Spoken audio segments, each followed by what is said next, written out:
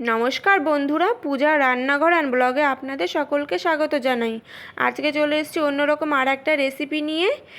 এটা ছিল মটর, এটা আমি 4 ঘন্টা মতো ভিজিয়ে রেখেছিলাম।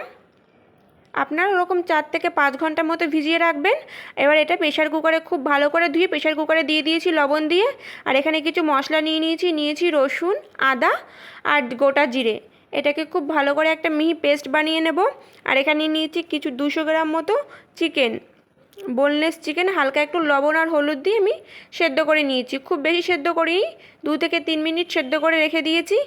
এবার রান্নায় চলে যাব।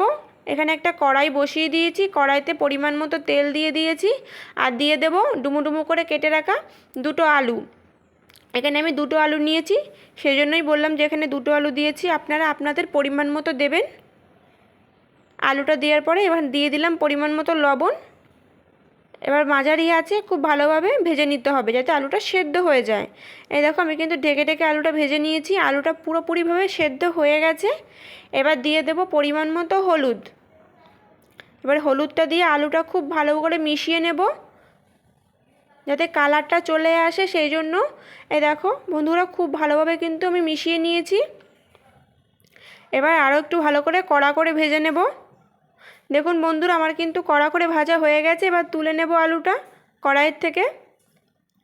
দেখুন কড়াইয়ের থেকে আলুটা তুলে নিয়েছি, যেই তেল ছিল তার মধ্যে দিয়ে দিলাম একটা তেজপাতা আর কয়েকটা গোটা জিরেটা তেজপাতাটা খুব ভালো করে ভেজে নেব।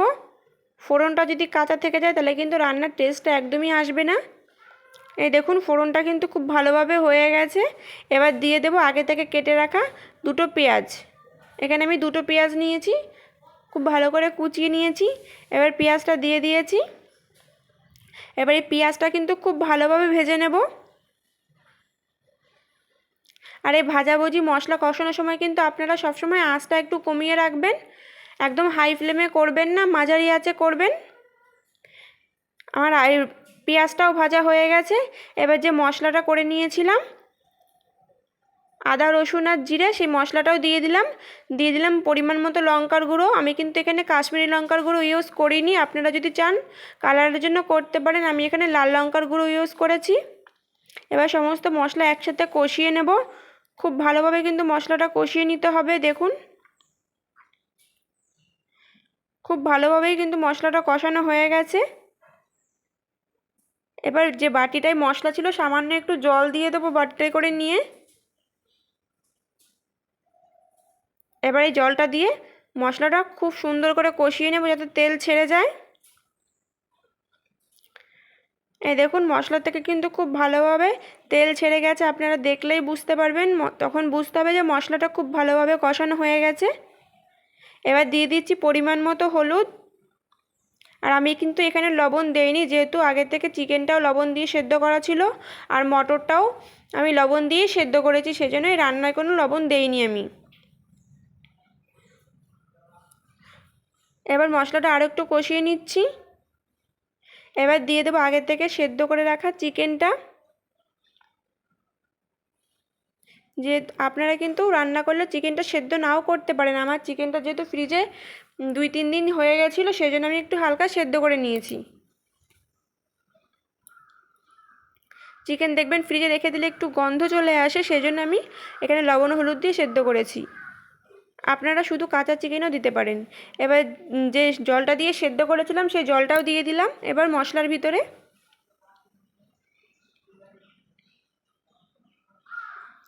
এবার সমস্ত চিকেন আর মশলা একসাথে কষিয়ে নিচ্ছি। এবার ভেজে রাখা আলুটা দিয়ে দেব। এবার চিকেন আর আলু খুব ভালোভাবে কষিয়ে নেব। আপনারা সেম প্রসেসে করবেন, শুধু চিকেনটা সেদ্ধ করে নিতে হবে না। এবার এটা একটু ঢেকে দেব, 2 মিনিটের জন্য ঢেকে দিয়েছি। দেখুন 2 মিনিট হয়ে গেছে, ঢাকাটা তুলে নিয়েছি। আর দেখুন কতটা সুন্দর কালার চলে এসছে, চারিদিক থেকে তেল ছেড়ে গেছে। তখন বুঝতে হবে এটা পুরো ভালোভাবে কষানো হয়ে গেছে। এবার দিয়ে দিলাম পরিমাণ মতো টমেটো।